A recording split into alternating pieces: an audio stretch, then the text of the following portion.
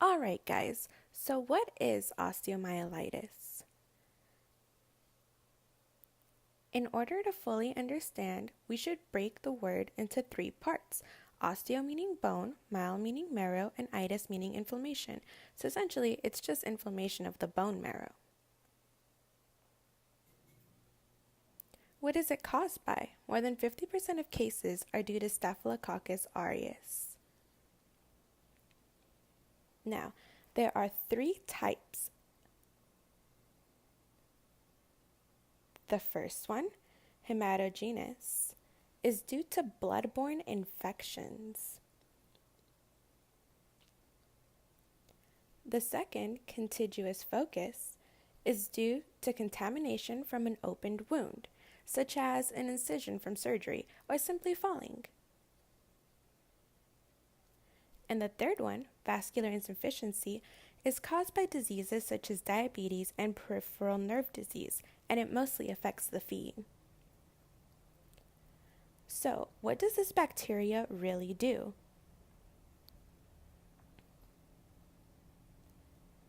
The bacteria spreads into the marrow, causing inflammation and pain.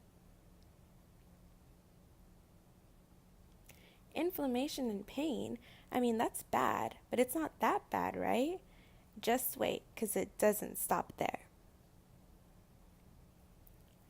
Ischemia with blood necrosis begins to occur within the first 2 to 3 days.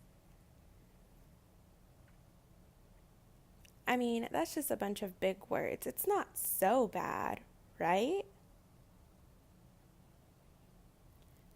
And that's where I'd be completely wrong. If it's not treated quickly, it can spread into the medullary cavity and into the surrounding soft tissues.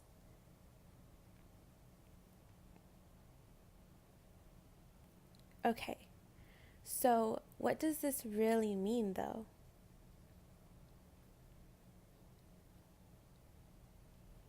Well, let's do some research. What it means is that if it's not treated properly, death of the bone tissue and the surrounding joints can occur.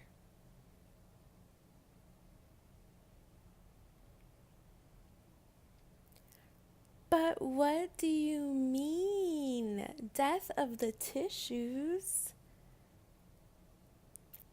That's right, guys. And what's worse is that once it reaches this point, the cavity cannot ever properly heal.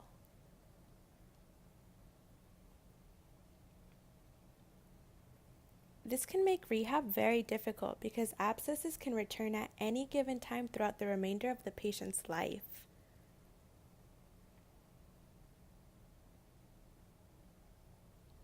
So, how do we know if someone has osteomyelitis?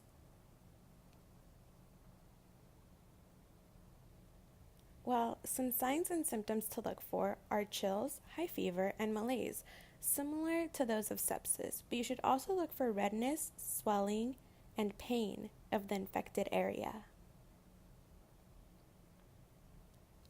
The goal of treatment is to provide adequate hydration, nutritious meals, and administer antibiotics as soon as possible. But here's a bright idea. What if instead of waiting to treat the infection, we educate patients in order to prevent the infection?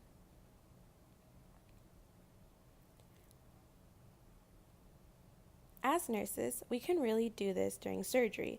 We can administer prophylactic antibiotics, remove urinary catheters as soon as possible, provide aseptic wound care, and most importantly,